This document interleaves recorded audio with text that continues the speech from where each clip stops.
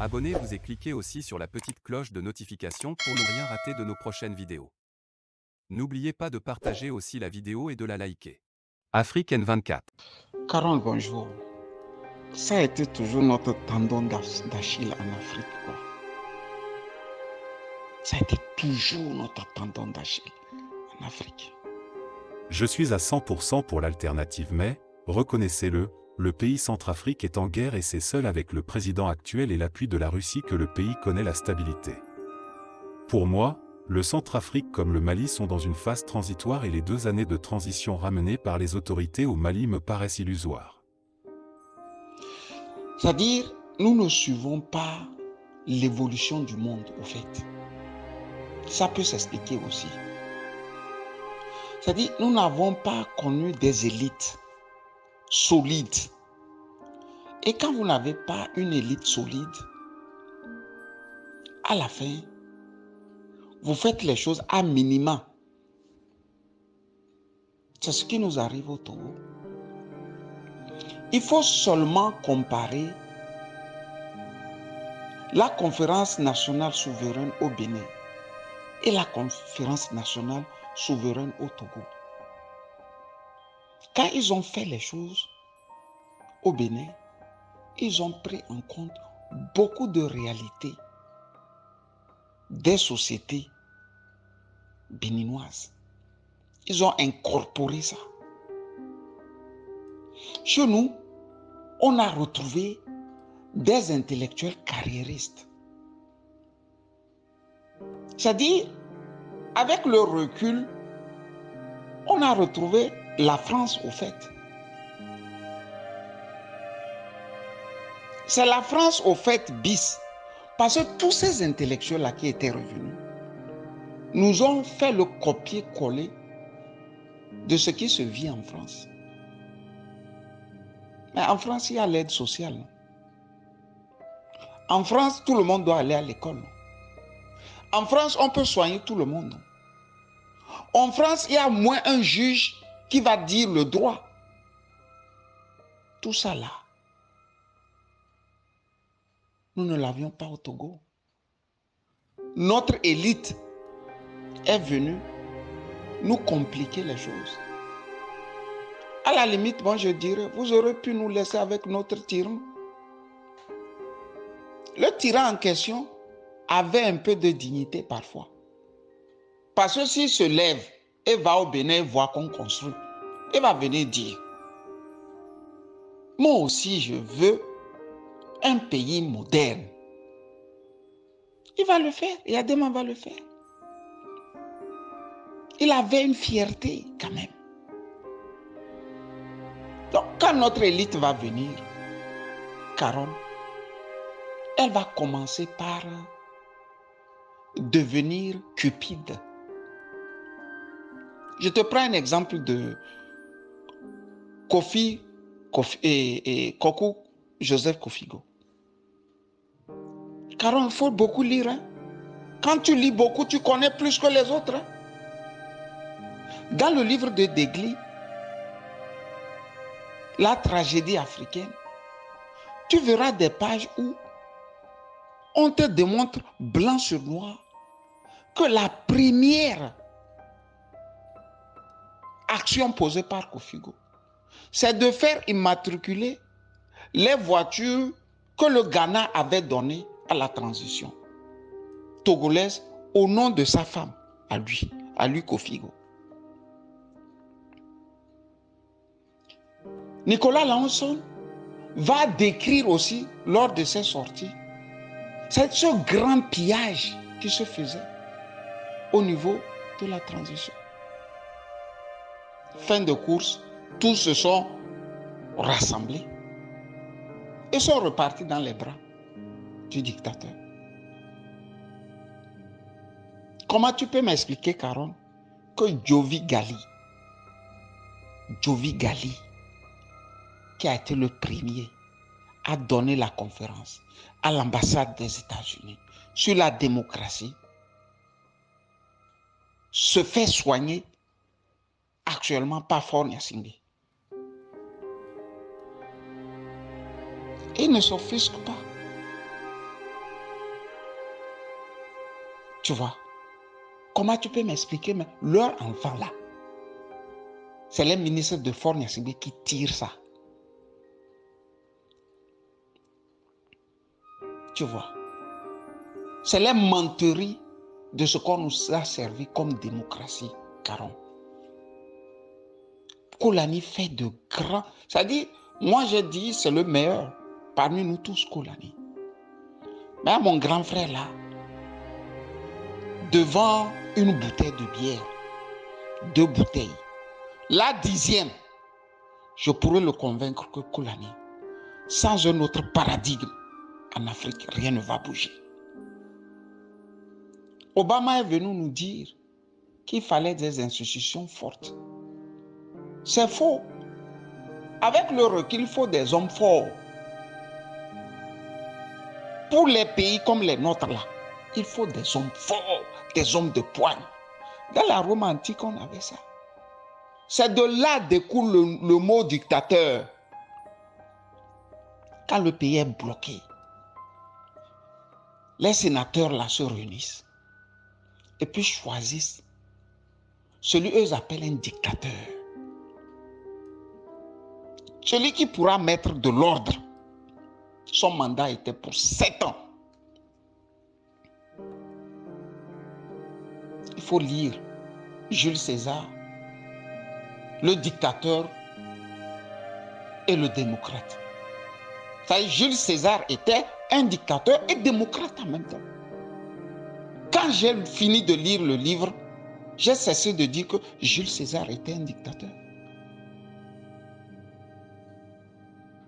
Caron. Si on ne commence pas par réfléchir sur un nouveau paradigme pour l'Afrique, mon frère, on ne s'en sortira pas. Il faut des gens forts. La Libye a connu un homme fort, Kadhafi.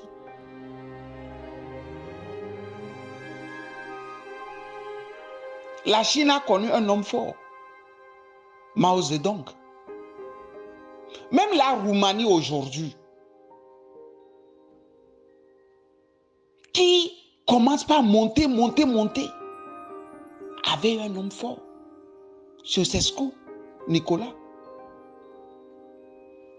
Vous voyez, non? Qu'ils ont même une chaîne de voitures à eux, les Roumains. Vous voyez? Pour peu qu'il y a maintenant une petite liberté d'expression et de démocratie, ils commencent par décoller. Parce que le bas là était déjà fort. Vous allez dire aux Togolais de mettre des institutions fortes. Si vous mettez des institutions fortes et vous n'avez pas des hommes forts, vous faites comment? On a beau mettre toutes les institutions actuelles. Si le Gotha des Kabylie n'est plus au pouvoir, ce qui est à craindre au Togo, c'est les coups d'État à répétition. Parce qu'ils ont les moyens, ils ont l'argent. En 50 ans, le petit noyau là de Kabylie a réuni tout ce qu'il faut. Et que vaut le droit sans la force? Que vaut le droit sans la force? Obama est venu nous flouter, nous tromper. Avant que eux-mêmes là, les États-Unis soient États-Unis là. Ils ont dû batailler. Parce qu'il y a eu la guerre de sécession. Où le Sud voulait son indépendance. Nous là, nous voulons notre indépendance. Mais qu'est-ce qu'ils ont fait? Ils ont bataillé, ils ont battu le Sud. Ils les ont soumis. Et quand ils ont fini de faire ça, ils ont écrit leur constitution. Si la constitution était là, avant, sans les hommes forts là, dites-moi sincèrement si le Sud ne serait pas un autre État indépendamment du Nord, actuellement aux États-Unis. On nous a trompés. Nous ne lisons pas, nous ne cherchons pas. Nous sommes là à tourner. On nous inocule ça dans la bouche comme ça. Les enjeux sur la partie côtière de toute l'Afrique, la zone sahélienne là, aussi, sont de tels que l'Europe comme l'Amérique n'ont Dieu que nos pays. Mais les concernés même ne savent pas ce qui se passe dans leur pays. C'est ça qui est grave. C'est nous qui devrons mieux savoir et jouer le jeu. Au même moment, les grands, les forts là sont en train de se battre, c'est-à-dire les grandes nations se battent. Mais nous, on peut monter les enchères. Si tu veux que je sois derrière toi, bah, il faut me faire ça, il faut me construire ça, il faut faire ça, il faut faire cela. On est là. On est là sur les 2 mandats. Et 2 mandats, hein? C'est 2 mandats. Car que valent 2 mandats? 10 ans, c'est rien. Dans la vie des peuples. Tu viens, tu fais 10 ans. Tu pilles comme tu veux piller. Et en partant, tu fais semblant d'avoir été un président propre. Mais l'argent tu as pillé, là, qui va encore te poursuivre? En Afrique, on trouve même normal. Mon grand frère Koulani là, l'expérience politique, il l'a. Mais l'esprit politique là, nous ces cadets là, nous on est allé chercher ça. L'esprit même, l'esprit. Voilà. En droit, on parle de l'esprit, du droit. Nous allons aider notre aîné là, Gaston, à comprendre qu'il y a des choses qui se passent dans le monde que lui ne maîtrise pas encore. Lui va nous enseigner à être vigilant en politique. L'expérience en politique, mais nous allons l'enseigner à lire la politique. Il faut lire ça. Vous pensez que c'est le second mandat qui sont le problème de l'Afrique actuellement? Que c'est fort faire 2 mandats, mais Gnassingbé vient faire 2 mandats. Batia Gnassingbé sort de prison, fait 2 mandats. Parce qu'ils sont togolais. Ils ont le droit de faire les mandats à ne point finir aussi. Il faut trouver un paradigme purement africain sur la politique. Sinon, nous n'allons pas nous en sortir. Nous n'allons pas nous en sortir. Regardez ce voyou d'Akufo, le voisin de l'Est là, ou bien de l'Ouest là, du Ghana. Les élections passées au Ghana, est-ce que c'était sérieux? Et qui a dit mais qu'il y a démocratie? Ce qu'on a vu là, au Capitole là, aux États-Unis, grand frère Gaston Koulani, c'est ça qu'on appelle démocratie. Ce qu'on a vu en France là, c'est ça la démocratie. Où vous amenez le peuple à une évidence et le peuple ne sait plus choisir. Le peuple ne sait plus choisir.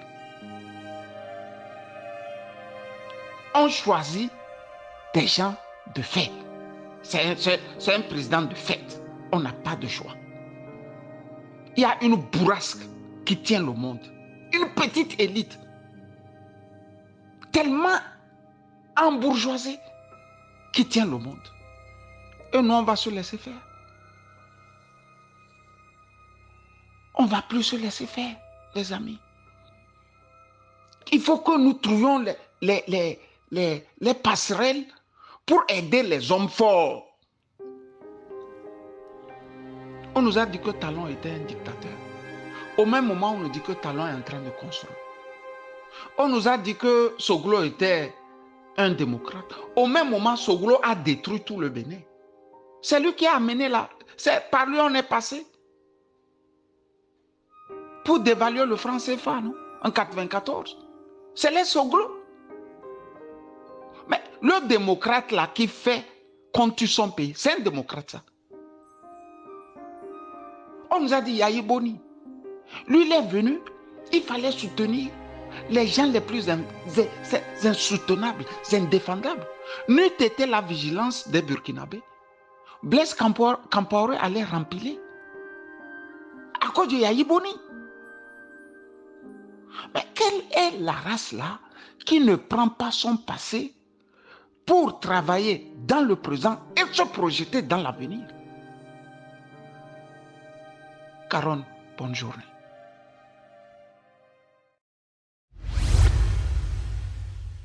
Likez la vidéo si ce n'est pas déjà fait. Laissez aussi votre point de vue en commentaire.